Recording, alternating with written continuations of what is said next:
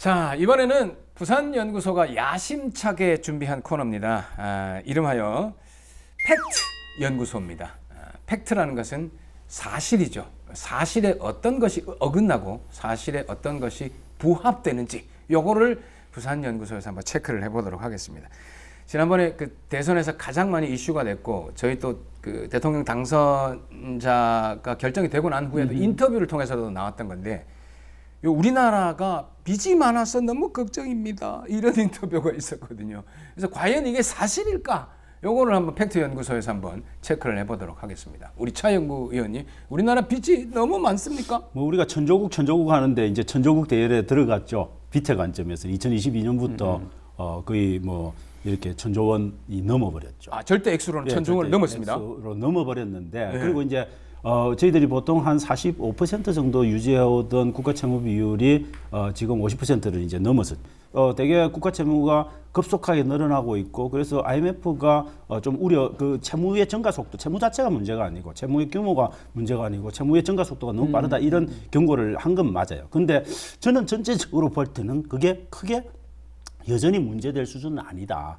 왜냐하면 OECD 전체의 다른 국가들과 비교하면 전체적인 국가 채무의 관점에서는 저는 비교가 안 될 정도로 여전히 낮은 상태다. 그래서 뭐 일본 같은 경우는 거의 237% 정도 되고요.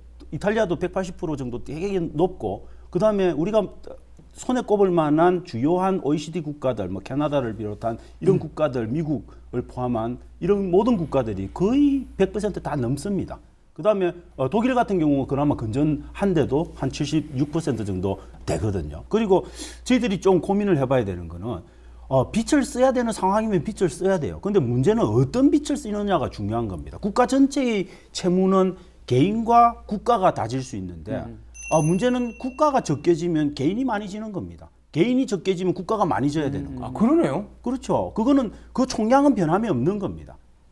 그래서 그 부분에 대한 고민을 해야 되는 거죠. 지금 저희들한테는 오히려 국가 채무보다는 저는 민간 채무가 너무 많은 게 더 문제다. 그리고 OECD 기준으로 보더라도 개인 채무는 거의 한 20.53% 정도 됩니다. 그런데 우리나라는 거의 그것에 준하는 한 19% 이상 지금 육박하고 있죠.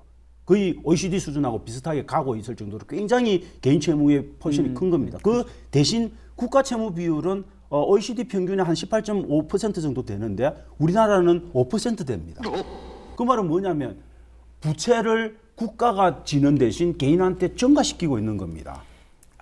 그래서 그런 부분에 대한 고민. 문제는 근데 이제 최근에 들어서 적자성 채무의 증가 속도도 똑같이 국가 채무와 함께 되게 빠른 속도로 늘어나고 있는 이 부분은 좀 조심해야 돼요. 지금요? 예, 그런 경향이 있죠. 그러니까 속도가 문제다라고 하는 거는 정확한 그런 지적이고요. 그렇습니까? 그런데 이제 속도가 문제죠. 왜 그러냐면은 2019년인가 언제까지만 해도 30% 되었습니다. 37% 이렇게. 근데 그게 갑자기 40% 갔다가 이제 50%까지 지금 와 있으니까 이게 정권마다 항상 자랑을 했던 게 내가 있을 동안에 빚 늘어난 게 별로 없어. 이렇게 항상 얘기를 해왔는데. 맞아요. 근데 이제 코로나 상황에서 어쩔 수 없는 부분이 있었지만은 갑자기 빚이 늘어나니까 이게 이제 이 속도로 가면은 이 속도를 그대로 상수로 둔다라고 하면은 앞으로 몇 년 후면은 이게 빚이 굉장히 늘어나지 않느냐라고 하는 건데 이게 어떤 우려에서 나오는 거냐면은 우리 대한민국의 기업들이 세계적이 아닐 때에는